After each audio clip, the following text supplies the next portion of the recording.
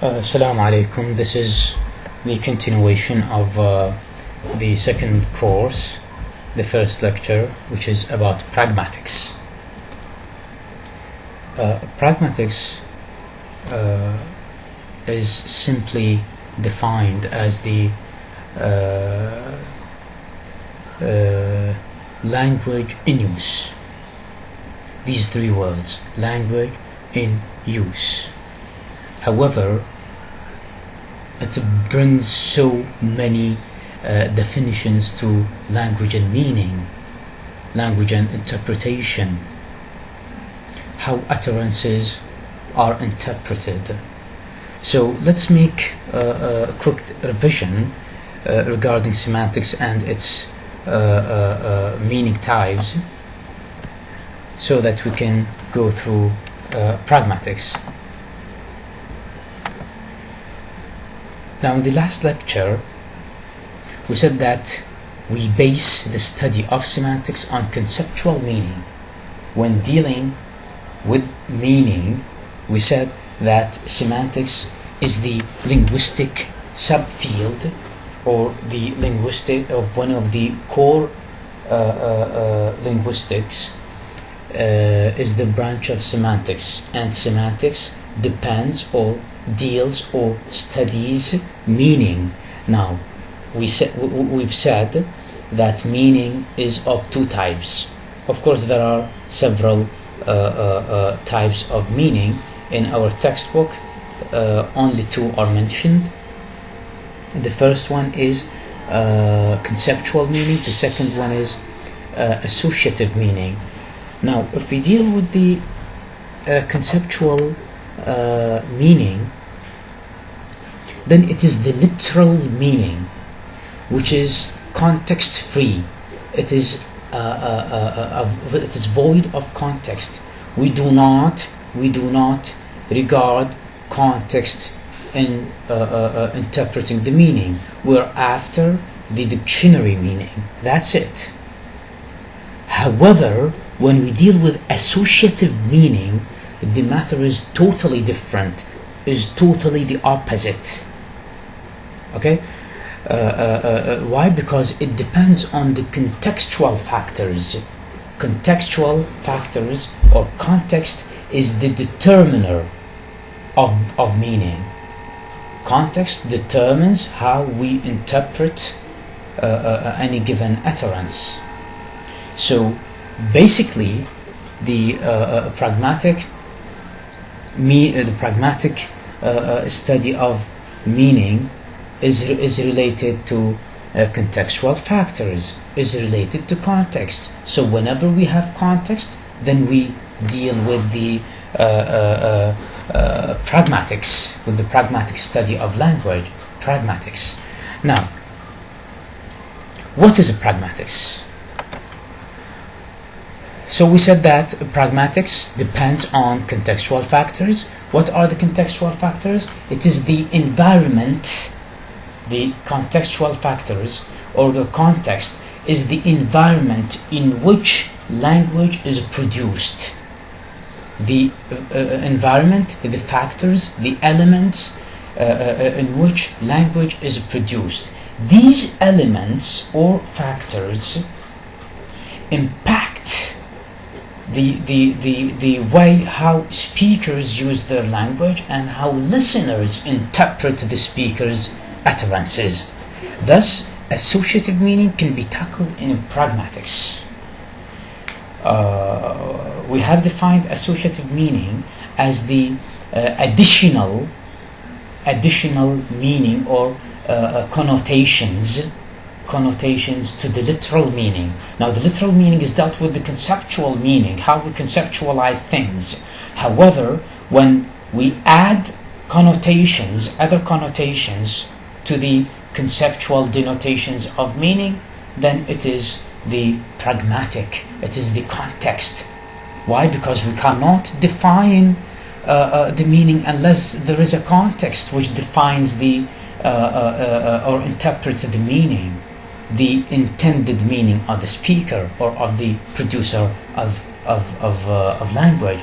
So it's all about the associative meaning, and associative meaning can be dealt with under the heading of pragmatics. Now, what is a pragmatics again? Pragmatics is tackled and defined from different perspectives.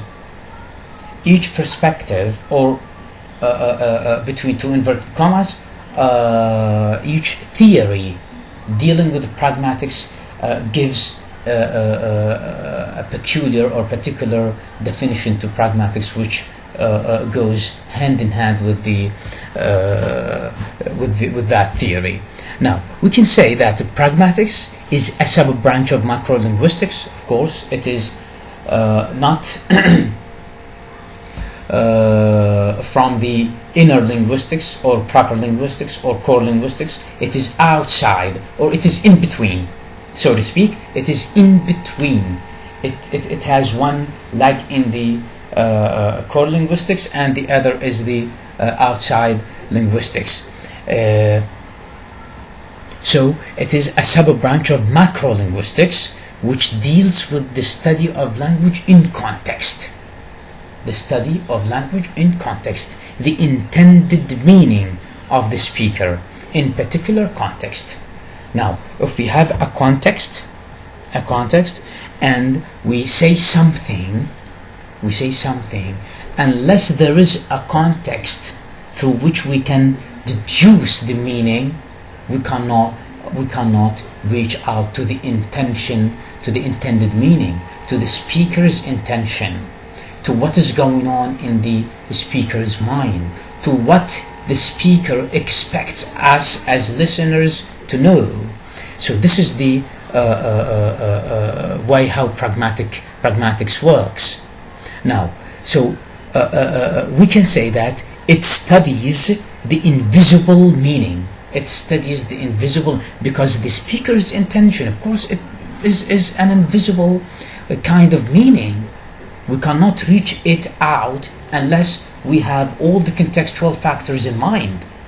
So, without having these contextual factors, the meaning is still invisible. We cannot. It is hidden. We cannot find it out unless we uncover the contextual factors. So now, one definition of pragmatics is a sub-branch of macrolinguistics dealing with the study of language in context. Another definition is that it is the study of the invisible meaning. Let's see if there is or there are other definitions.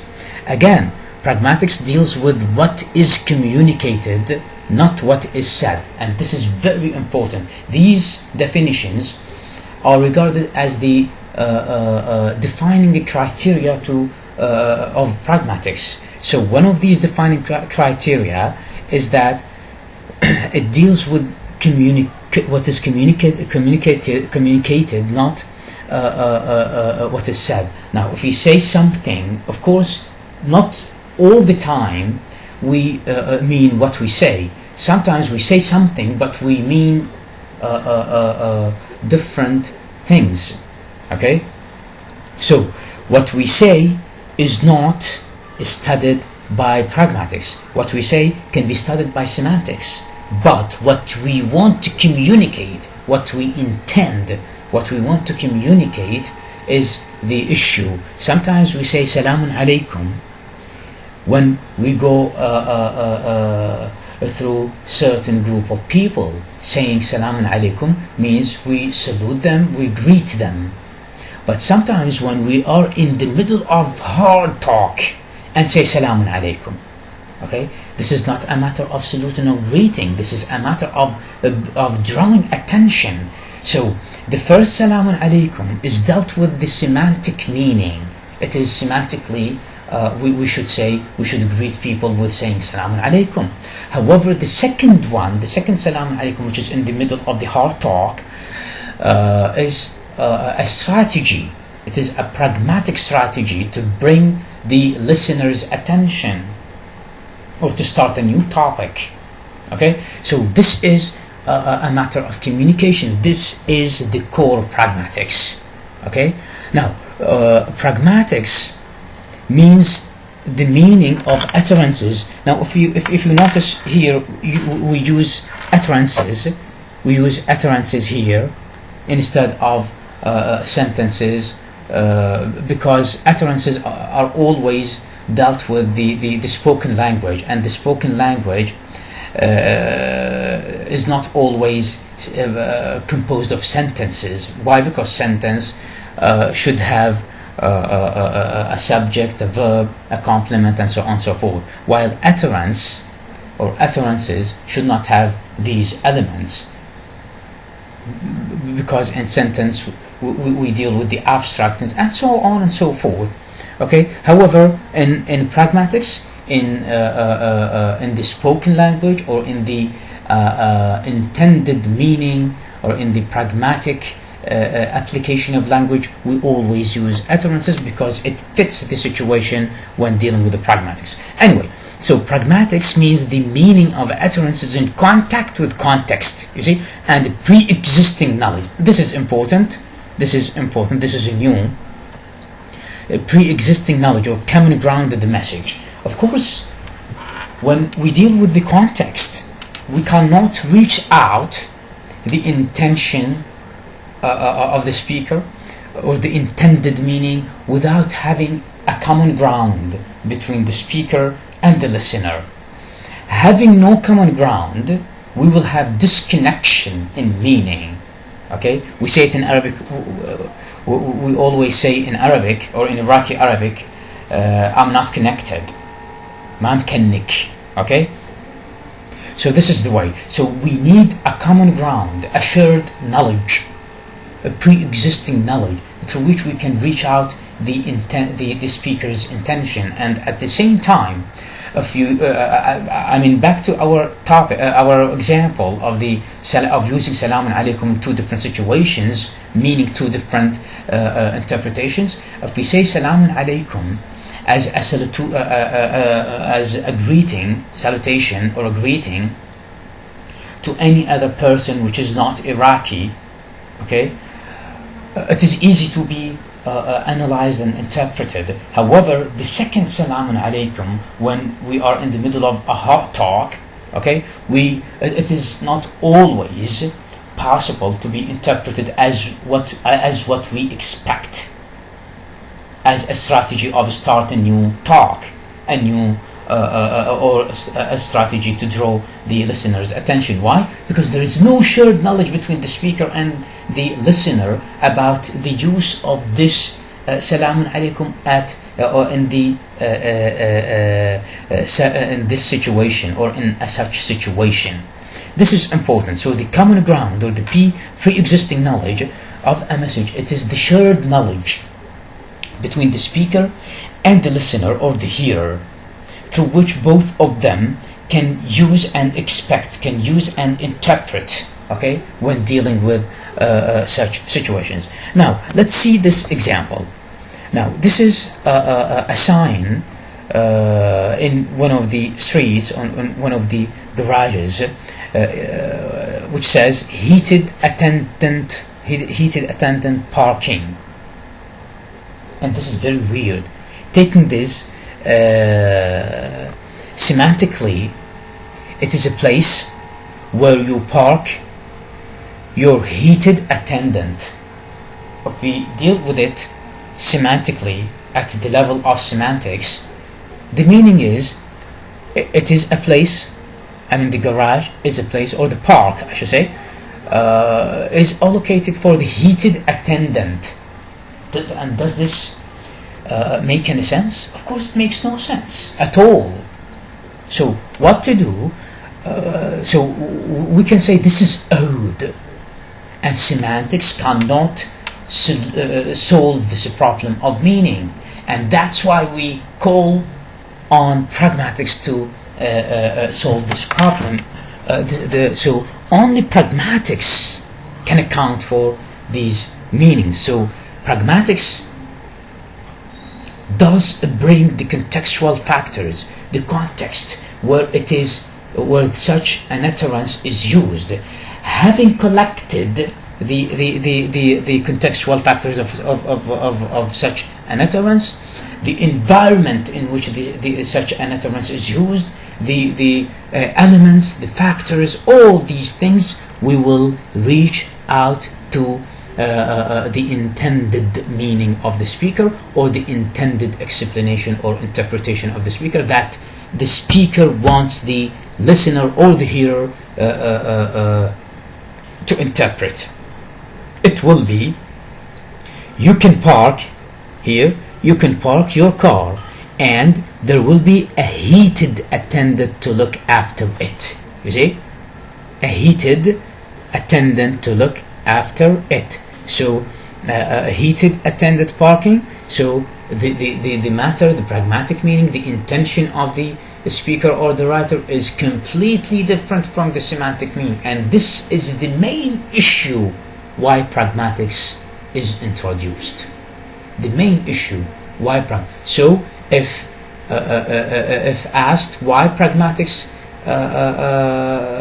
comes to the into the scene, you can answer saying it is because of the failure of semantics to account for so many utterance meanings. This is another one: baby and toddler sale. Baby and toddler sale. Okay, it is weird semantically. It is weird. It is odd. So, do you mean here that you sell baby and toddler, babies and toddlers? What is the matter? Of course, pragmatically it is different. Here it means, pragmatically, it means the sale of the needs of the baby and toddler, the babies and toddlers, such as Pampers and so on, milk and so on and so forth. So, and you can imagine so many things in our areas. You know, sometimes you say, here are the cards, or here are the key cards, which means here we can pay the key card holders. So these are related to the pragmatic analysis. So it all depends on context. The only key, the key factor here to reach out the exact meaning is the context. The exact meaning is the context. So, but what type of context? Of course, here in our textbook, only two types of context are mentioned, which is the linguistic context, or sometimes called co-text, and the physical context. The linguistic context is a set of other words surrounding a particular word. Surrounding a particular word in a given string of words. Now, this example, I want to withdraw money. Of course, here, because of want to and money, we can reach out to the meaning of withdraw, that I want to take money from an account from a bank. But the second example, I want to withdraw from this area. Now, because of want to and from this area, withdraw has another meaning which is different from the first withdraw, and this is judged or determined by the surrounding words. Sometimes surrounding words are not enough to judge or to determine the meaning or to interpret the meaning. What to do? So we have to go through what is called the physical context or situational context.